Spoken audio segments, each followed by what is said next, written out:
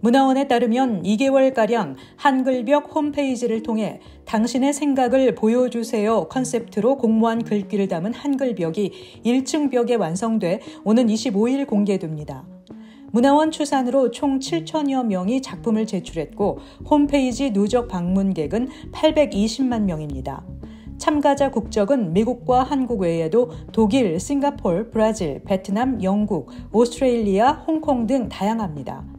한글 창제 정신인 애민, 평등, 조화의 정신을 확산한다는 설명입니다. 김천수 원장은 한국 문화 인기가 높아져 한글 학습자도 늘어난 현상을 보며 접근성을 낮춰 한글의 숨은 정신을 세계인에 보이고 싶었다고 밝혔습니다. 연봉 데이터 업체 페이스케일이 졸업생 중간 연봉 등을 비교 분석해 발표한 대학 순위에 따르면 MIT 졸업생의 경우 경력 10년 차 이상의 중간 연봉이 19만 6,900달러로 1위를 차지했습니다. 아울러 MIT 졸업생의 경력 초기 중간 연봉은 11만 2천 달러로 나타났습니다.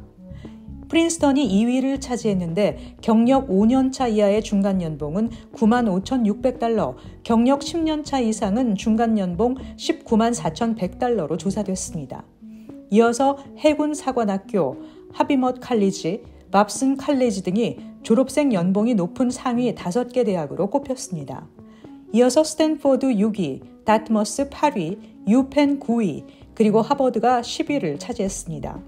보고서에 따르면 4년제 대학을 졸업한 미국 청년 남성의 지난해 연소득 평균은 7만 7천 달러로 동일한 연령대의 고등학교 졸업 남성의 4만 5천 달러보다 많았습니다. 아마존이 코로나19 팬데믹 기간부터 이어져 온 재택근무를 완전히 없애기로 했습니다. 코로나19 사태 이후 미국 주요 기업 대부분이 출근과 재택근무를 병행해 오고 있다는 점에서 아마존의 정책 변화가 확산할지 관심이 모아지고 있습니다. 코로나19 사태 이후 대부분의 기업이 출근과 재택근무를 병행하는 하이브리드 근무 체제를 유지해오고 있는 가운데 주 5일 출근 시행 방침을 밝힌 것은 주요 기업으로는 아마존이 처음입니다. 구글은 지난해 4월부터 주 3일 출근 근무를 시작했고 애플과 메타도 각각 같은 해 9월부터 주 3일 사무실 근무를 해오고 있습니다. 경찰에 따르면 우드 해븐의 변태 의사로 알려진 아미르 사타팔왈라 박사는 그의 병원 환자인 21세 남성에게 바지를 벗기고 성추행을 하며 성폭력 발언을 한 혐의로 기소됐습니다. 경찰에 따르면 아미르 박사는 강제 접촉과 성적 학대 혐의로 체포됐습니다. 지난 2023년 1월에도 아미르 박사는 같은 병원에서 25세 남성 환자를 상대로 성추행한 혐의를 받았습니다. 당시 의사는 해당 범죄로 체포됐으며 2개월 후 풀려났습니다. 현재 퀸즈 지방검사청과 NYPD 퀸즈 특수피해자 수사대는 또 다른 피해자가 있는지 조사 중입니다. 뉴욕시가 길거리에 정차된 유령 번호판 차량 근절을 위해 앞으로 3개월 동안 뉴욕시 청소국과 고스트카 태스크포스를 시작합니다. 이에 앞서 지난 10일부터 5일가량 시행됐고 이 기간에만 295대를 압수했습니다.